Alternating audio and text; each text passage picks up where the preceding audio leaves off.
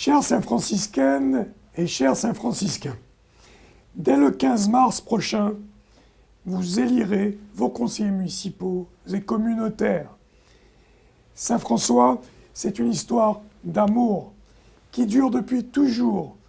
Entre vous et moi, il y a bien plus que cette relation politique. À Saint-François, vous me connaissez. Je suis toujours votre Laurent, le même Laurent, engagé pour sa commune et pour ses concitoyens. Le même Laurent d'il y a 25 ans, celui qui croit qu'un avenir meilleur est possible malgré toutes les difficultés du monde.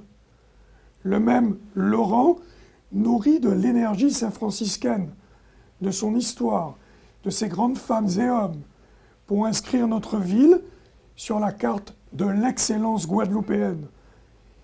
Mais j'ai aussi changé. Être votre maire durant ces années m'a beaucoup appris. C'est une leçon de vie qui m'oblige à faire beaucoup plus d'efforts et à progresser. Grâce à vous, grâce aux demi-succès, mais aux réussites aussi, j'ai appris et j'ai mûri.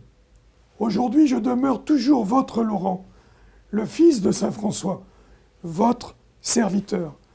Voilà pourquoi je suis candidat pour devenir le maire de Saint-François. Grâce à mon équipe, j'ai encore beaucoup à donner à Saint-François.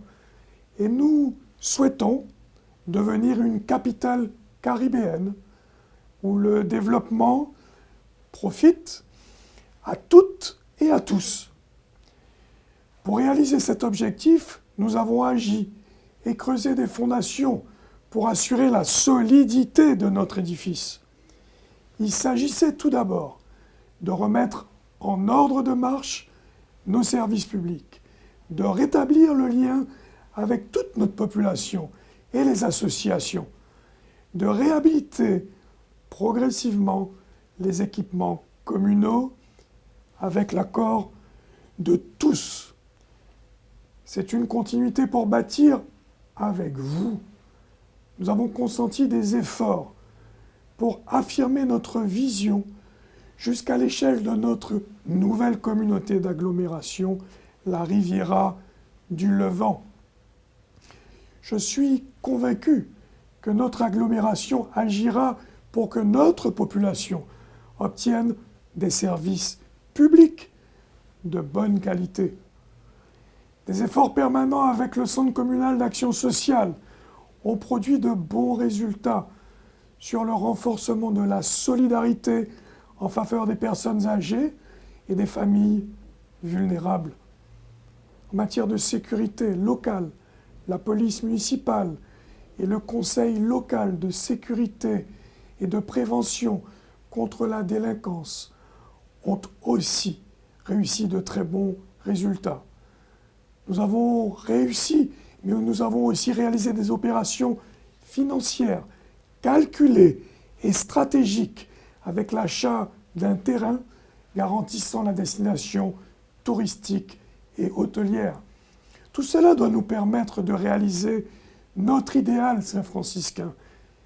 Et nous devons continuer d'avancer malgré la baisse de moyens que nous octroie l'État et la souffrance que subissent toutes les collectivités territoriales. Nous plaçons le nouveau mandat sous le signe du rayonnement économique et écologique. Plus que jamais, mon équipe et moi sommes déterminés à réaliser cet idéal saint-franciscain de progrès, de développement, de fraternité, d'équité et de protection de la biodiversité.